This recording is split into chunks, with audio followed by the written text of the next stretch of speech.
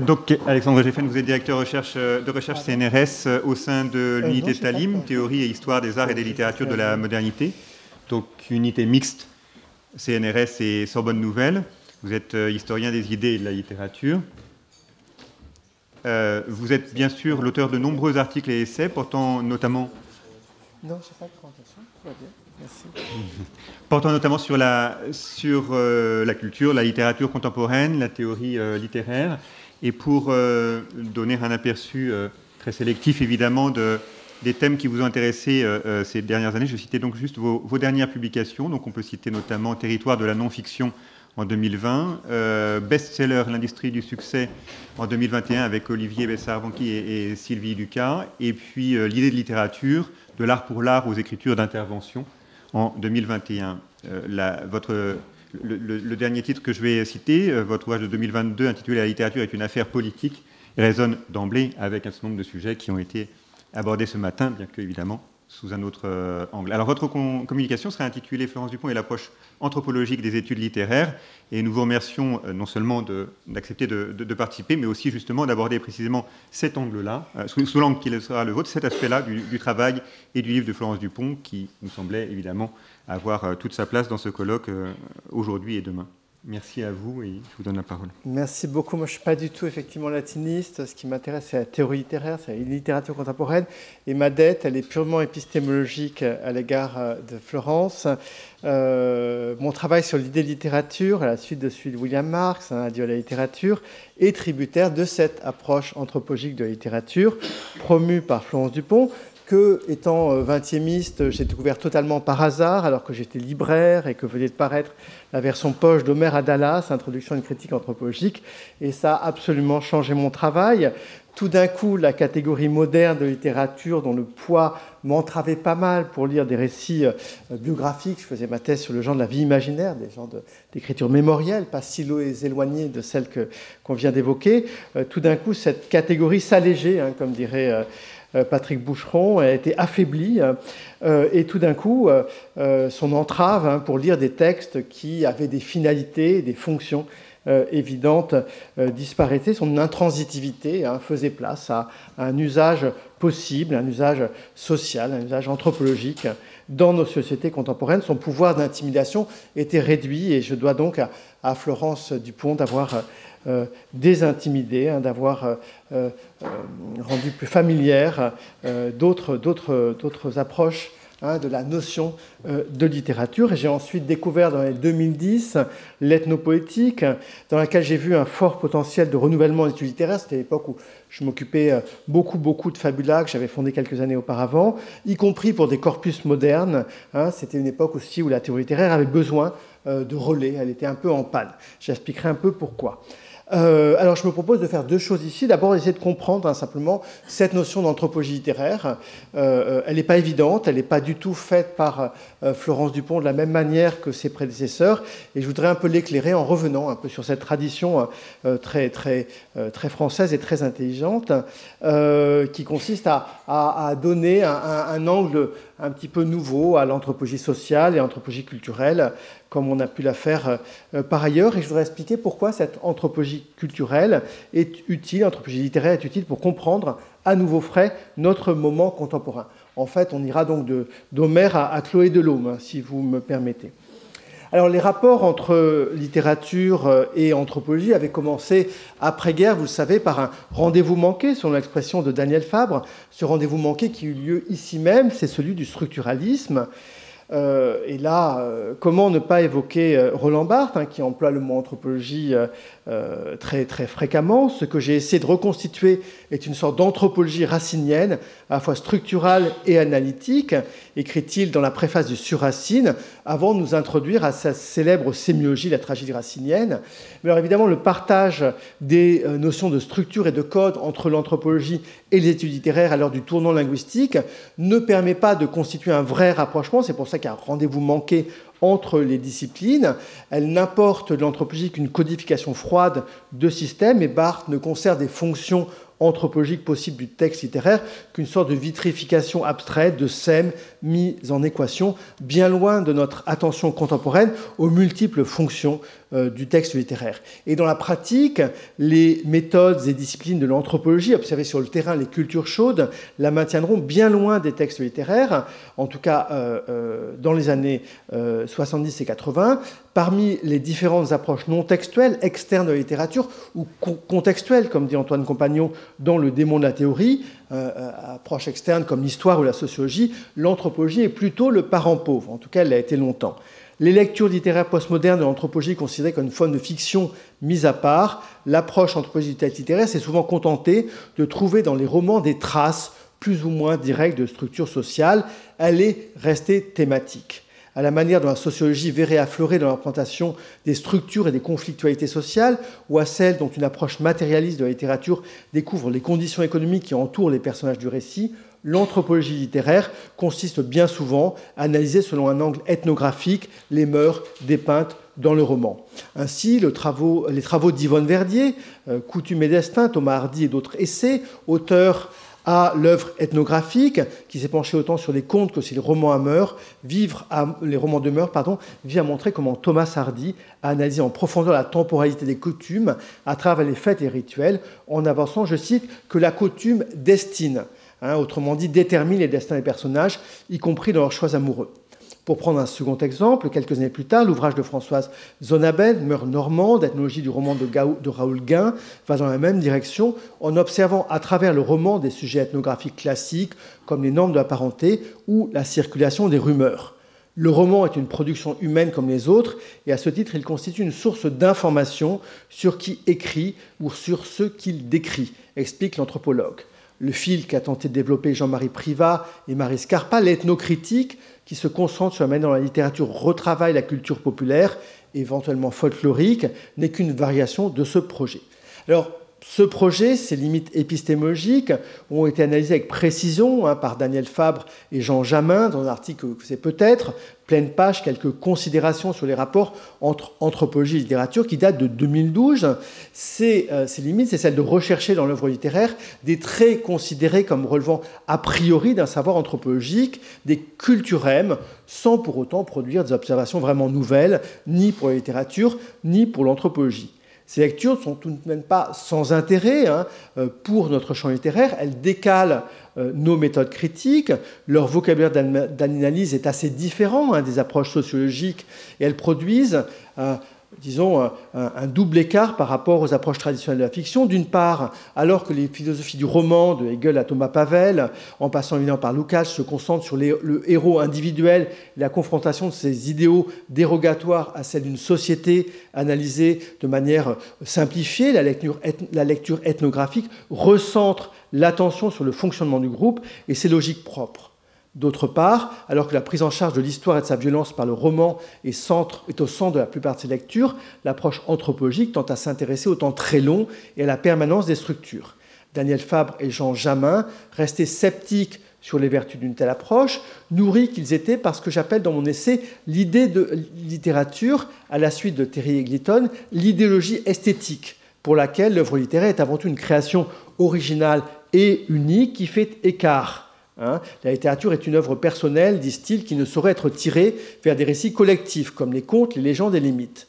Mais dans le climat épistémologique qui est le nôtre, où on tend à lire à distance les œuvres, par les humanités numériques, par les sciences cognitives, pour en tirer des généralités sur le fonctionnement de l'esprit humain, rien n'interdit de réintroduire l'idée que le roman moderne propose des représentations de mécanismes profonds qui seraient communs aux sociétés modernes complexes et aux sociétés premières, sans forcément proposer une réduction fonctionnaliste ou structuraliste.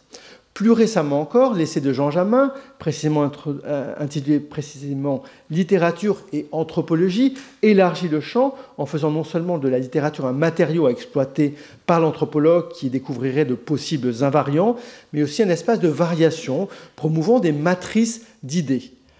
quoique cet essai soit quelquefois un peu confus, il laisse entrevoir les bénéfices d'une circulation à double sens, du moins dans l'espace moderne, dans lequel les auteurs littéraires sont aussi des lectures d'anthropologie. Un spécialiste de littérature contemporaine ne peut pas ignorer à quel point Annie Ernaux, Jacques Réda ont lu Marc Auger, qui les a directement inspirés. Et les écrivains seraient aussi des anthropologues amateurs, qui produiseraient au fond l'équivalent de ce que les philosophes nomment depuis Bourges des expériences de pensée. Ils seraient donc susceptibles, je cite, de fonder ou d'alimenter une théorie du social, du symbolique ou de la parenté sans être ethnographiquement vrai ou faux, écrit Jamin. Et on retrouvera cette perspective dans plusieurs collectifs qui me semble bien résumée par la formule de Georges Perec dans L'Infraordinaire. Peut-être s'agit-il de fonder enfin notre propre anthropologie, celle qui parlera de nous, non plus l'exotique, mais l'endotique. Perec enclenche un tournant documentaire de la littérature française, ses hybridations avec les sciences sociales, le devenir enquêteur de l'écrivain qui emprunte à l'ethnographe la notion de terrain. Je vous renvoie aux travaux de Dominique Viard ou du côté de l'anthropologie, au volume d'Adam Bensa, Terrain d'écriture, littérature et ethnographie. Cette notion partagée favorise une ambition ethnographique de l'écrivain autant que les ambitions littéraires des anthropologues. S'il fallait en donner un seul exemple, je donnerais celui de la fiction Enquête d'Éric Chauvier de 2006, précisément appelée Anthropologie, consacrée à une Rome sans papier, énigmatique, l'imagination littéraire et les catégories ethnographiques s'appuyant sur une enquête de terrain et s'alliant pour monter en généralité et parvenir à combler les questions ouvertes par la disparition de la jeune femme. Alors l'autre piste assez différente est celle définie par Daniel Fabre et elle consisterait à s'intéresser à la littérature comme une pratique, autrement dit à déterminer s'il existe des déterminants sociaux, culturels et symboliques, des pesanteurs ethniques qui orientent la fabrication et la circulation de l'œuvre littéraire, le point de mire devenant son contexte d'élaboration et de réception. Et si cette piste ouverte par Daniel Fabre, qui s'est intéressé aux écritures ordinaires, autrement dit aux pratiques amateurs, comme celles qu'on a vues dans le monde antique, consistant à écrire son nom par un graffiti, et si elle a inauguré un intérêt un peu nouveau, de Philippe Artière par exemple, elle est restée relativement peu active. Et c'est là que je crois que notre dette à Florence Dupont est immense. C'est lorsque nous essayons de faire l'anthropologie, non pas l'enregistrement de la littérature, mais de proposer une anthropologie du fait littéraire.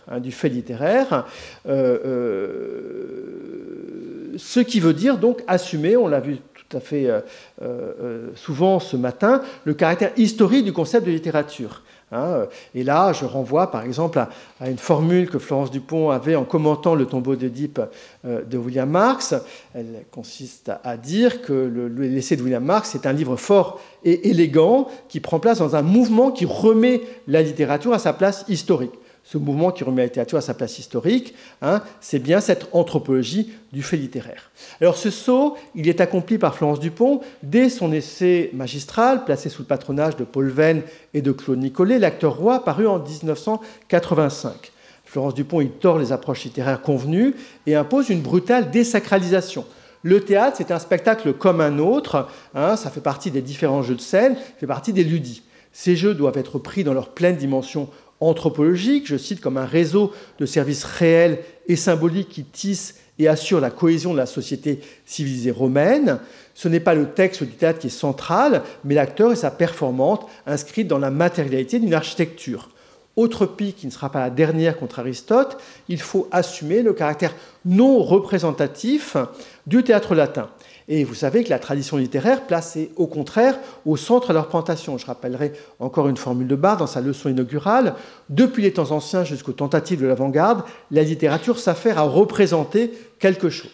Florence Dupont dit tout à fait le contraire quelques années après, puisque ce qui compte, c'est le spectacle, le jeu, son action sur le spectateur, non ce qui est montré, mais ce qui est produit dans la relation.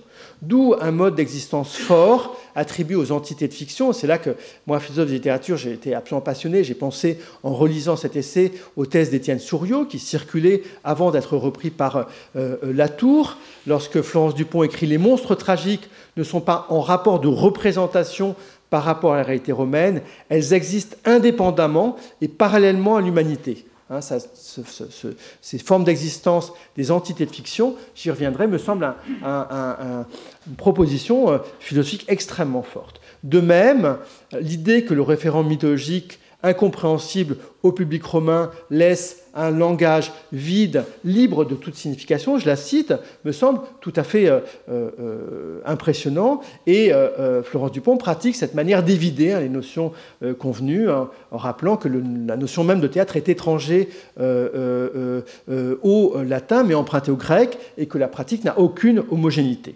Et en relisant cet essai, on a vraiment le sentiment qu'elle répond à ce projet de négation des objets naturels qui est décrit par Paul Venn dans son célèbre article de 1978.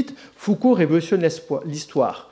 À une certaine époque, l'ensemble des pratiques engendre sur tel point matériel un visage historique singulier, mais à une autre époque, ce sera un autre visage singulier très différent qui se formera au même point, et inversement, sur un nouveau point, se formera un visage vaguement semblable au précédent. Et comme Paul Venn affirmant dans sa lecture de Foucault, les origines, ça n'existe pas, la première partie de Florence Dupont s'intitule « Le faux problème des origines » et conclut à notre incapacité à comprendre le terme central de la tragédie romaine, le chant tragique, le Carmen, puisque celui-ci, je la cite, a sombré, nous ne laissant que des textes tragiques d'inspiration grecque destinés à être lus par des lettrés. C'est un deuil inaugural qui résonne encore dans cette histoire littéraire de Rome, qui nous rappelle d'emblée que ce qui deviendra la littérature latine est un corpus aléatoire constitué par les humanistes à une époque où la notion de littérature est un total anachronisme. En 1991, Homère et Dallas radicalisent sur tournant antitextualiste et pragmatique en explicitant les ennemis et la démarche alternative à promouvoir. Il s'agit de s'en prendre au retour de l'humanisme officiel, je la cite, c'est pas moi qui invente cette expression-là, comprendre le retour de l'histoire littéraire à l'ancienne, engagé peut-être par les travaux de Marc Fumaroli, je ne sais pas exactement qui est dans le viseur de Florence à ce moment-là. En tout cas, ce mouvement est entériné par l'apparition en 1998 du démon de la théorie d'Antoine Compagnon, qui enterre quelque peu celle-ci pour revenir à l'histoire littéraire. Et la seule cible directement donnée par Florence Dupont dans Homère et Dallas, c'est Alain Finkielkraut, qui l'attaque en retour assez directement en dénonçant une confusion illégitime entre culture de masse et tradition populaire. J'étais assez fier que Finkielkraut me fasse à peu près la même critique dans l'après-littérature en 2021. Quoi qu'il en soit, Florence Dupont n'hésite pas à se placer dans l'héritage d'un post-colonialisme, même si elle ne cède pas les travaux d'Édouard Saïd, qui sont contemporains, je suis sûr qu'elle les a lus.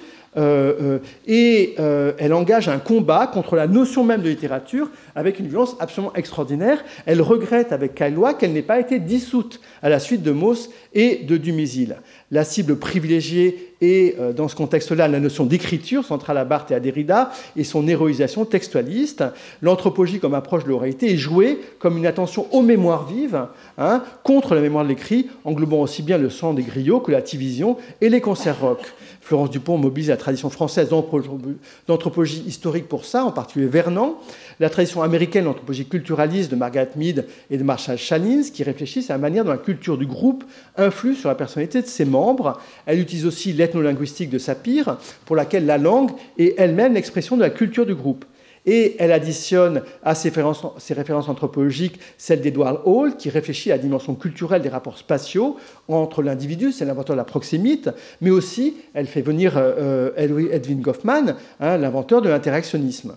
Et elle rajoute à ces références anthropologiques les références linguistiques, la linguistique de l'énonciation de Searle, de Ducrot, qui fait l'énonciation non pas un projet référentiel, mais une action sur le monde. Ainsi, l'énoncé homérique est donc doublement inscrit dans la culture, il en résulte, il en participe comme événement, mais il agit sur elle.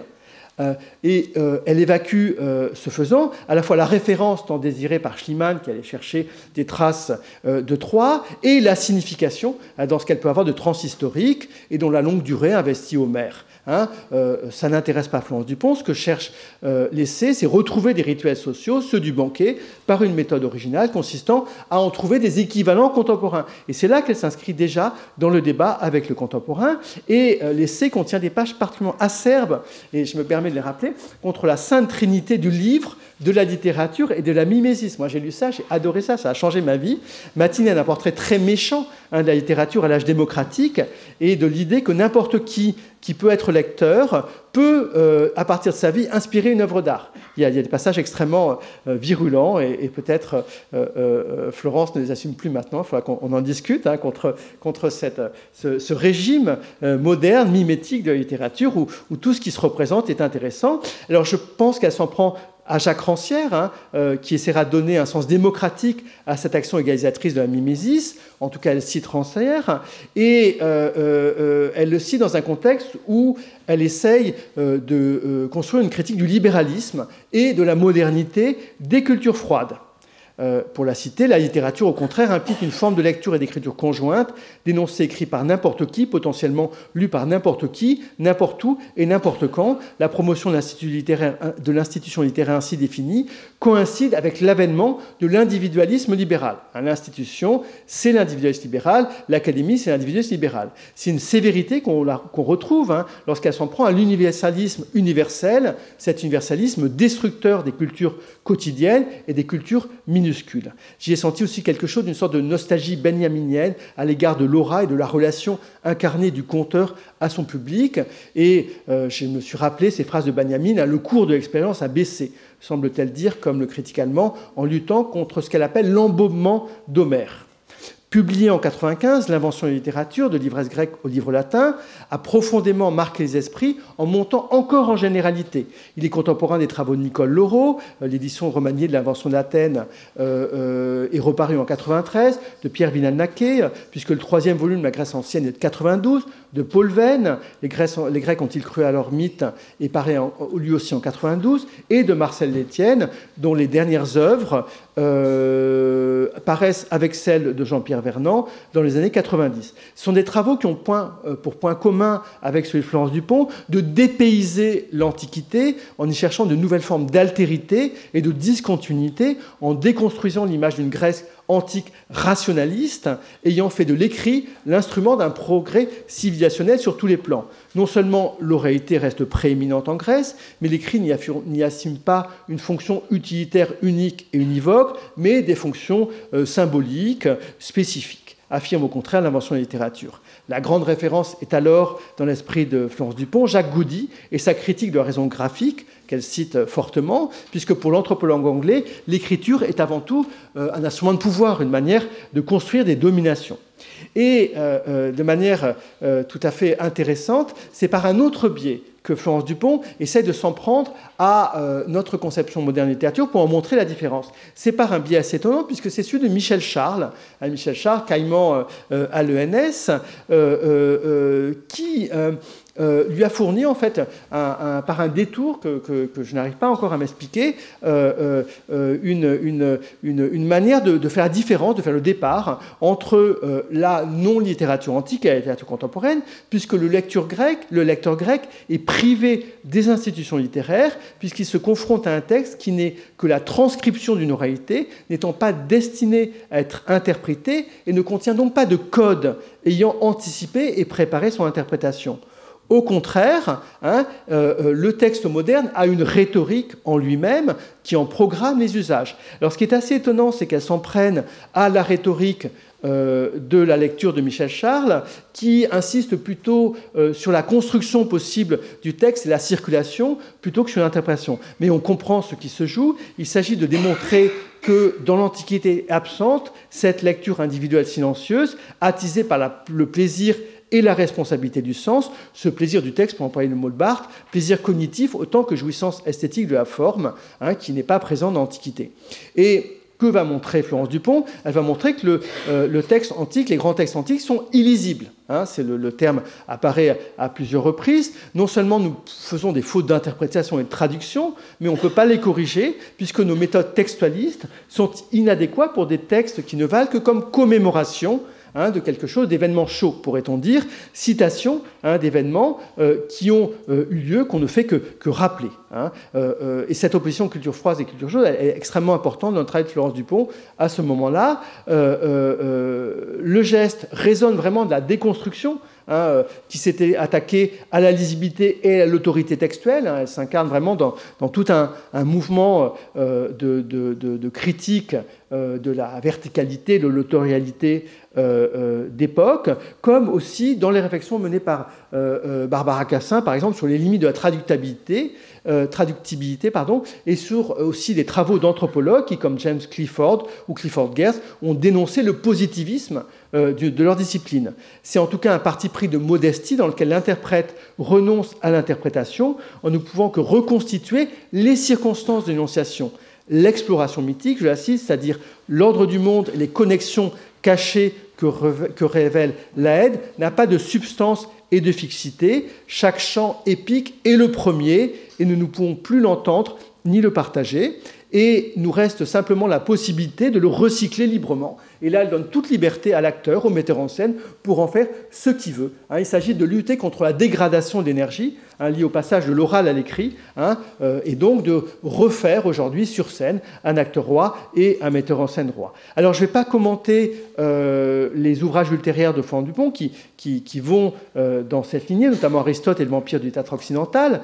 C'est la même volonté d'expliquer en contexte qu'on ne peut pas expliquer et de faire échapper les œuvres à la catégorie de littérature. Je voudrais maintenant revenir, pour finir, à ma proposition originelle, c'est quel est l'intérêt d'une telle anthropologie littéraire pour ces littératures contemporaines, qui semblent pourtant posséder ses propres catégories endogènes de lecture et n'auraient pas besoin des Grecs et des Romans pour les comprendre. La première réponse nous est fournie par Florence Dupont elle-même. Nous vivons, écrit-elle, le retour de l'oralité et de l'éphémère. Et s'il y a une désaffection en littérature, ça sera au profit des musiques métissées en mutation permanente. Exemple qu'elle cite pour l'opposer à la littérature. Elle cite évidemment l'exemple des séries, même si Dallas est sans doute beaucoup moins intéressant que les séries contemporaines, sur lesquelles d'ailleurs ça arrive maintenant de travailler avec beaucoup de fruits. Les performances d'écrivains contemporaines, d'Emmanuel Pirer, Wendy Delorme ou Chloé Delhomme, ou d'artistes écrivains, Valérie Mregen ou Sophie Calle, me semblent relever de ce retour de l'oralité en littérature, de cette manière dont la littérature contemporaine redevient une culture chaude. On en trouvera d'autres exemples dans toutes les formes de médiatisation en littérature, la littérature hors du livre, les spectacles, le théâtre post-textuel, qui renverse la déritualisation du théâtre du XVIIIe siècle, la poésie improvisée, la poésie-action de Bernard Hetzig. Innombrables, me semble-t-il, sont les expériences contemporaines qui refusent le logocentrisme et remettent en question le caractère supposément allographique, c'est-à-dire transcendant à son médium, de la littérature. La littérature redevient une culture chaude, une possibilité d'action, de transformation, et là je cite Emmanuel Pirer, par des machines étranges, des agencements inédits. Elle peut de nouveau agir et elle se croise avec le body art aussi bien qu'avec des interactions sociales numériques. Et je crois que c'est de ce point de vue-là que ces catégories nous aident à décrire une littérature qui participe de pratiques de partage. Moi, j'essaie de promouvoir la notion de littérature relationnelle, puisque dans les festivals, les salons, les clubs de lecture, les ateliers d'écriture, les résidences d'auteurs, toutes les formes d'intervention sociale, l'écrivain est un acteur et un médiateur, et non plus une entité abstraite sur sa tour d'ivoire. Il intervient directement dans le monde, et c'est son action qui compte, plus que son texte. Et il est d'ailleurs payé, la principale rétribution des écrivains contemporains, c'est absolument plus les textes qui sont publiés, ce sont les résidences d'auteurs, ce sont les invitations à lire ou à performer leurs textes. Alors je passe sous silence la manière dont les formes numériques d'écriture-lecture, de critique collaborative participent de cette manière dont, contre les valeurs de l'autonomie, contre le système du livre et son schéma de communication abstrait et différé, on renoue avec une culture chaude.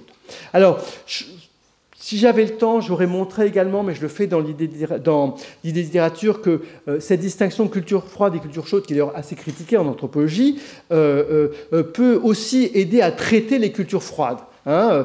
Puisque en appliquant les méthodes de l'anthropologie littéraire, considérant à regarder la littérature comme des faits et des événements, on peut observer une littérature qui n'a pas été magnétisée par le modèle de l'autonomisation, mais qui a toujours voulu avoir un rapport avec le monde social, pratiquer des formes d'oralité, d'oralisation et s'inscrire dans des socialités. Il y a tout un dehors de l'histoire littéraire conventionnelle, pour emprunter une formule à Macangenot, qui gagne à être observé par cette anthropologie du fait littéraire et qui peut, grâce à ces catégories, sortir de la néantification d'une certaine culture textualiste qui l'a fait oublier. Je crois qu'on gagne de ce point de vue-là à réintroduire de l'estrangement à la Ginsburg dans les pratiques et les formes littéraires, y compris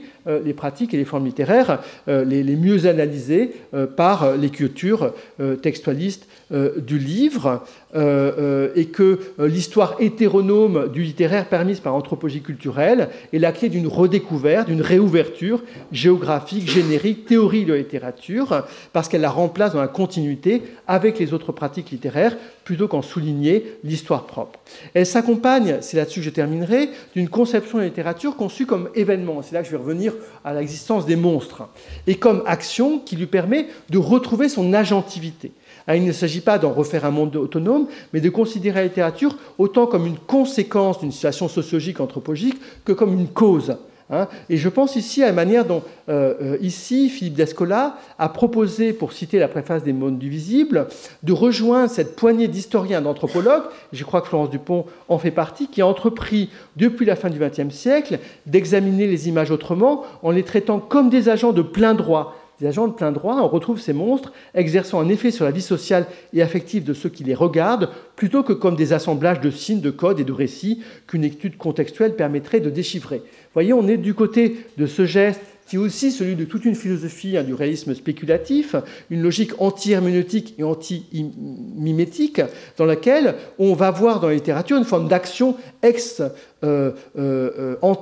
tournée vers la transformation, vers la réparation, vers l'action dans le monde, plutôt qu'une représentation ex-post de sa structure et de son passé. C'est là qu'on gagne à ne plus la considérer comme mimétique. Alors, je crois que, par exemple, des récits de lecteurs, comme Un savoir gai de William Marx, ou le tout dernier Laure Murat, Proust, roman familial, nous disent ce que fait la littérature sur les individus, et l'anthropologie culturelle, de son côté, parle de la manière dont les agents de la littérature performent dans la société.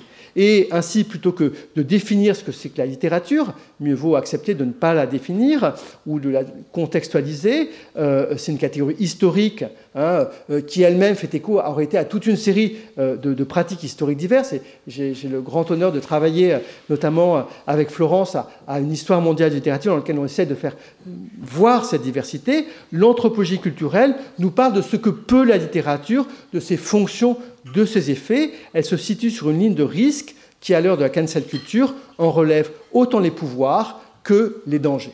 Merci.